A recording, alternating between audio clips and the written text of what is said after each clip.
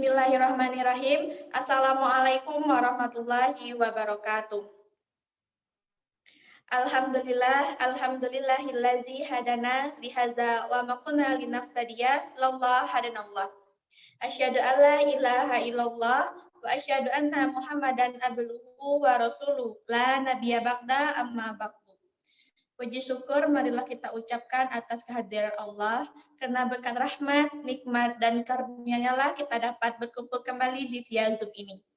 Selawat berikan salam, tambah-tambahnya kita hadiahkan untuk pucuk pimpinan umat Islam sedunia, yakninya Nabi besar kita Muhammad Sallallahu Alaihi Wasallam. Baiklah, tanpa memperpanjang kata-kata mukadimah, saya, Cici Susanti, selaku moderator dan pembimbing kegiatan presentasi pada kali ini, izinkan kami dari kelompok 5 menyampaikan presentasi kami tentang Islam dalam Peranata Sosial yang beranggotakan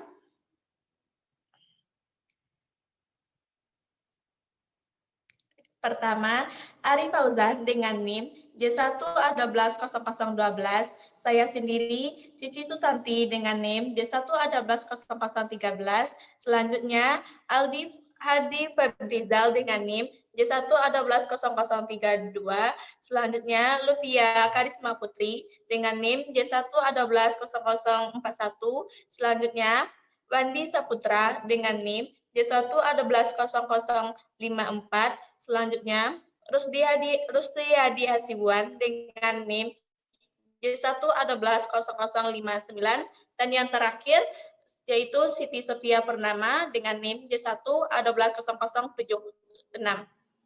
Baiklah, untuk menghemat waktu, langsung saja pembahasan pertama yang akan disampaikan oleh Ari Fauzan. Kepada Ari Fauzan, dipersilakan. Baik, terima kasih moderator. Kita akan bahas tentang Islam dalam peranata sosial. Islam, seperti yang kita ketahui, agama Islam merupakan agama terbesar di Indonesia, agama mayoritas. Tidak heran jika Islam memiliki pengaruh penting dalam kehidupan masyarakat, baik itu perilaku atau budayanya. Islam sudah ada sejak zaman-zaman Nabi Muhammad, karena dapat kita ketahui bagaimana, coba kita nalar sebentar logika. Bagaimana Islam dapat melekat kuat dalam budaya-budaya dan perilaku masyarakat Indonesia. Maka kita dapat menyimpulkan bahwa agama Islam sudah ada sejak zaman-zaman terdahulu, sejak zaman Nabi Muhammad. Karena kita ketahui, kita dapat buktikan dengan kata kaput barus atau bagaimana, itu adalah dari bahasa Arab. Yang baiklah, kita coba mengenal Islam lagi. Islam merupakan agama kita, tahulah. Oke, Islam merupakan agama yang benar, agama yang murni dari Allah, dan tidak ada seorang pun yang berani merubahnya. Islam merupakan agama yang menyempurnakan paham agama terdahulu, agama-agama dari Nabi Adam sampai saat ini disempurnakan dengan adanya Islam. Al-Quran merupakan kitab suci agama Islam. Dalam Al-Quran terdapat banyak sekali ajaran tentang kehidupan sosial antara manusia dan manusia. Itu merupakan anugerah yang diberikan Allah, mukjizat yang diberikan Allah kepada kita. Al-Quran mengungkap segala sesuatu yang kita tidak pernah ketahui, memiliki suatu hal yang sungguh luar biasa jika kamu mau mempelajarinya. Next. Tapi dalam sesi kali ini, saya akan membahas tentang sosial, kehidupan manusia dengan manusia. Peranata sosial merupakan norma-norma dalam kehidupan sosial, baik itu komunikasi, perilaku antar individu, dan sebagainya. Karena manusia itu makhluk sosial, makhluk yang membutuhkan antara satu dengan satu yang lainnya. Tidak ada manusia yang bisa hidup sendiri. Bahkan ketika mati, manusia itu masih membutuhkan pertolongan dari manusia lainnya. Next.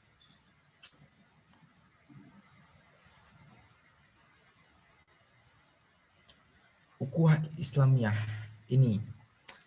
Ukhuwah Islamiyah, ukhuwah merupakan bentuk persaudaraan antara umat Islam.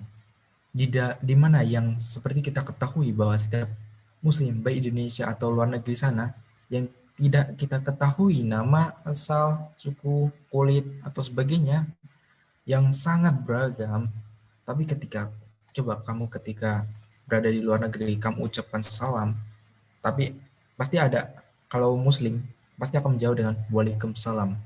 Itu adalah identitas dari Muslim, identitas dari agama Islam. Saling memberi doa. Assalamualaikum itu adalah doa. Waalaikumsalam itu adalah balasan doanya. Dan dalam konteks ini, Muslim di seluruh dunia itu memiliki ikatan yang kuat dan wajib hukumnya untuk saling menolong selagi tidak melanggar hukum-hukum Islam. Lalu, apa itu ukhuwah Islamiyah? Menurut berbagai sumber baik ahli ataupun definisi umum, ukhuwah Islamiyah dapat berarti suatu dalam diri manusia, berupa perasaan kuat yang saling melindungi, menghormati, percaya, yang terikat dengan akidah Islam, iman dan takwa. Kita disatukan oleh Allah, kita disatukan oleh ajaran-ajaran agama Islam. Al-Quran dan hadis merupakan landasan utama di dalam ajaran ukhuwah Islamiyah, sehingga dengan ikatan ukhuwah Islam yang mampu membangun masyarakat yang ideal, damai, dan sejahtera. Itu adalah ajaran yang disampaikan oleh Nabi kita, Nabi Muhammad SAW. Itu saja materi yang dapat saya sampaikan. Untuk selanjutnya, saya kembalikan ke moderator. Terima kasih kita ucapkan kepada Arif Fauzan. Pemateri selanjutnya yang akan disampaikan oleh Aldi Febrizal. Kepada Aldi dipersilahkan. Terima kasih moderator yang telah mengizinkan saya membaca sedikit materi. Selanjutnya bagaimana menjalani ukhuwah yang kuat. Berikut cara memperkuat ukhuwah Islamiyah menurut para ulama. Yang pertama, menutup aib saudara seiman, yaitu dengan kita tidak membongkar kejelekan dari seseorang. Yang kedua, memanfaatkan saudara seiman. Apabila saudara seiman kita salah, sebaiknya kita memaafkan segala kesalahannya. Yang ketiga, meringankan beban saudara seiman. Meringankan beban saudara seiman bisa dilakukan dengan berbagai cara, yaitu misalnya saudara seiman kita sedang terkena musibah, ada baiknya kita membantunya. Yang keempat, berbaik sangka. Ada hadis yang menyatakan, jauhkanlah dirimu dari prasangka, karena sesungguhnya prasangka adalah perkataan paling dusta. Itu ada di hadis riwayat Bukhari. Yang terakhir yaitu saling mendoakan. Untuk ada baiknya dalam sesama Islam itu saling mendoakan.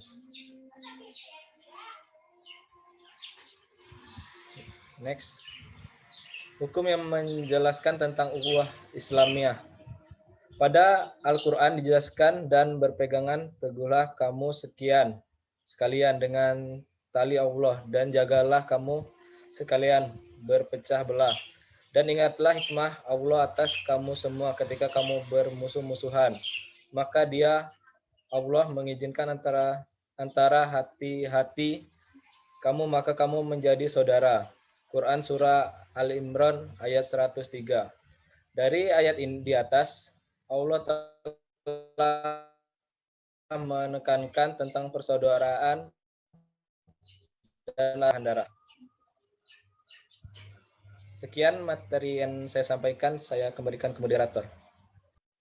Terima kasih kita ucapkan kepada Aldi Febrizal. Pemateri selanjutnya yang akan disampaikan oleh Wanita Putra. Kepada Wanita Putra dipersilakan. Baiklah, terima kasih kepada moderator. Selanjutnya ada hikmah ukhuwah Islamiyah. Hikmah ukhuwah Islamiyah yaitu terciptanya solidaritas yang kuat antara sesama muslim. Yang kedua, menumbuhkan rasa percaya yang kuat antar umat. Yang ketiga, tercipta kerukunan. Terus tercipta rasa persatuan yang kuat. Dan terakhir, terciptanya masyarakat yang baik akhlaknya dan perilakunya. Next.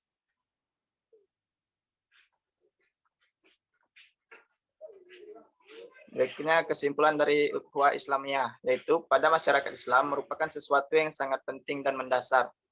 Dan hukum tentang ukhuwah Islamiyah ini sudah dijelaskan dengan tegas di dalam Al-Quran, dan Allah sangat membenci yang namanya perpecahan dan melaknatnya. Tempat adanya ukhuwah dalam umat Islam akan menjadi banyak kemaksiatan yang sangat dibenci Allah.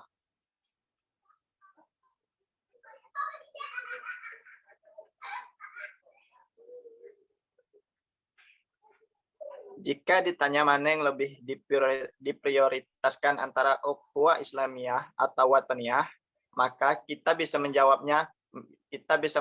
keduanya. Ukhuwah wataniyah jangan merusak ukhuwah Islamiyah dan sebaliknya. Kiai Haji Ma'ruf Amin. Baiklah, itu saja yang dapat saya sampaikan. Saya kembalikan kepada moderator. Terima kasih kita ucapkan kepada Wanisa Putra. Pemateri selanjutnya yang akan disampaikan oleh Lutfia Kadisma Putri. Kepada Lutfia dipersilakan. Baik, terima kasih pada moderator. Di sini saya akan menyampaikan materi tentang ukhuwah wataniyah. Islam merupakan agama dengan rasa keadilan, baik dalam perbedaan suku, agama, dan lainnya. Maka tak heran Islam juga membahas tentang ukhuwah wataniyah. Apa itu ukhuwah wataniyah? Ukhuwah wataniyah merupakan rasa persaudaraan dalam lingkup bangsa. Dalam konteks kita sekarang, seluruh warga Indonesia yang tinggal dari Sabang sampai Merauke adalah bersaudara, karena sama-sama lahir dan tinggal di tanah air yang sama tanpa memandang latar belakang agama atau keturunannya.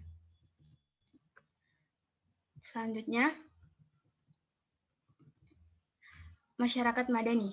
Kita hidup dalam suatu bangsa yang memiliki banyak sekali keragaman. Kurang rasanya jika tidak membahas tentang masyarakat madani. Kenapa? Karena salah satu cara untuk menumbuhkan ukhuwah wataniyah yaitu dengan membangun masyarakat madani.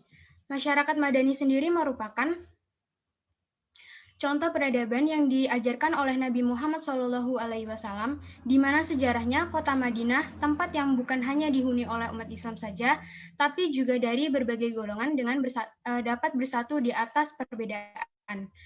Nabi pernah mengajarkan kita tentang rasa persatuan dalam membangun suatu pemerintahan dengan adil dan saling menghormati.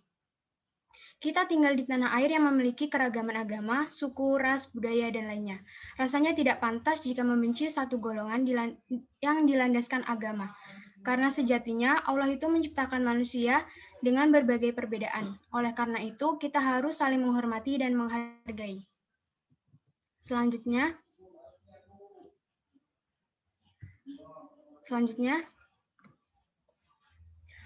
kesimpulan dari materi ini yaitu ukhuwah wataniyah merupakan persaudaraan dalam lingkup bangsa dan didasarkan oleh rasa sebagai sesama manusia.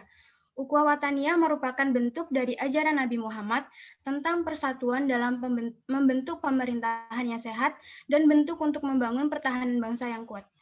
Sekian penyampaian materi dari saya kembalikan ke moderator. Terima kasih kita ucapkan kepada Lutfia. Pemateri selanjutnya yang akan disampaikan oleh Siti Sofia. Kepada Siti Sofia dipersilakan. Baik, terima kasih kepada moderator yang telah mengizinkan saya untuk membacakan materi selanjutnya. Materi selanjutnya itu ada Islam dalam politik. Di Indonesia, politik dan agama sudah menjadi hal yang begitu tidak baik jika dikaitkan, karena hal ini dapat kita lihat dari bagaimana sikap tokoh agama dan politikus dalam menyikapi pemilu. Seakan agama ditunggangi politik untuk menjatuhkan lawan karena agama di Indonesia mayoritas Islam. Itu membuat politikus merasakan sebuah peluang yang bagus untuk mereka dalam mendapatkan masa pemilih. Padahal, agama dan politik jika diartikan dan dilaksanakan dengan baik dapat membuat suatu bangsa mendapatkan kemajuannya. Agama Islam merupakan agama yang memiliki pengaruh perilaku yang baik dalam masyarakat. Dalam agama Islam, kita dijelaskan bagaimana kehidupan sosial yang dilandaskan dengan keadilan tidak memandang bulu, dan kebaikan lainnya.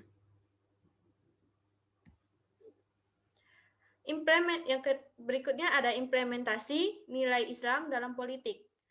Bagaimana implementasi nilai Islam dalam budaya politik yang Pancasialis bergantung pada kekuatan nilai-nilai itu mempengaruhi proses politik itu sendiri.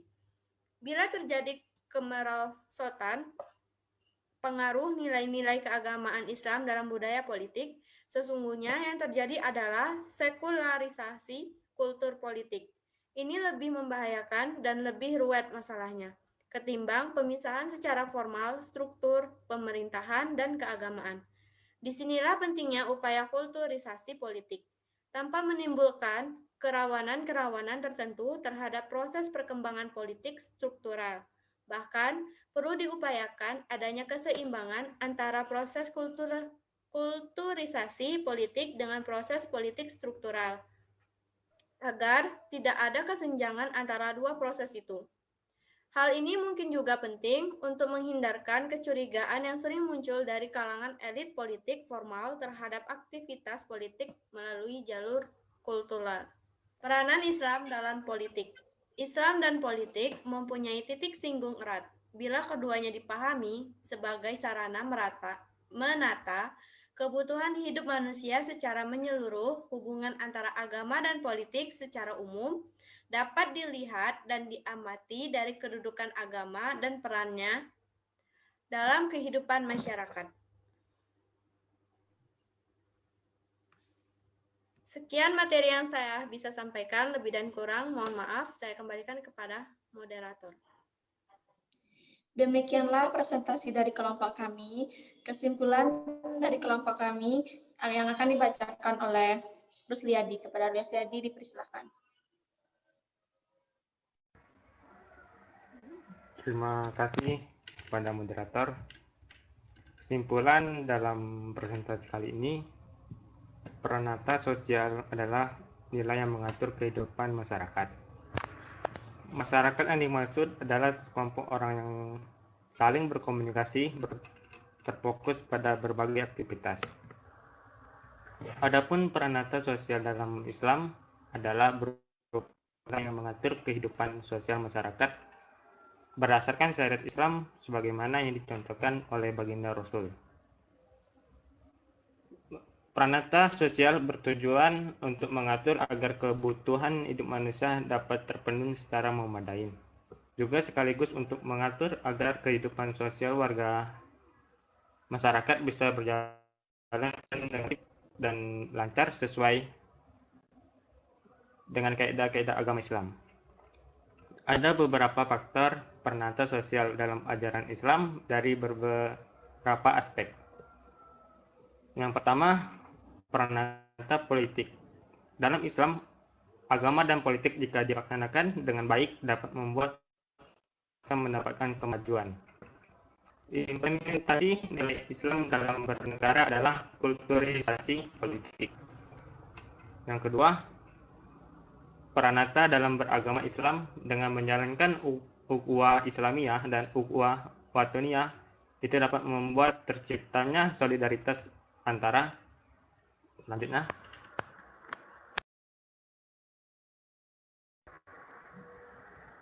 saya ulangin antara umat manusia dan terciptanya kerukunan, terciptanya hal-hal yang disenangi. Tanpa adanya ukhuwah dan dalam umat Islam akan menjadikan banyak kemungkinan yang dibenci Allah. Dalam peranata sosial kaya dengan dimensi dan substansi. Ia berdimensi abstrak dalam wujud segala perintah dan larangan Allah. Ia juga berdimensi konkret dalam wujud perilaku yang memperoleh di kalangan umat Islam. Itulah yang bisa saya dapat sampaikan. Saya kembali ke atas. Demikianlah kesimpulan sekaligus penutup dari kelompok kami. Apabila ada kesalahan kata-kata atau perilaku kami mohon maaf. Semoga apa yang kami sampaikan bermanfaat untuk kita semua dan berkah.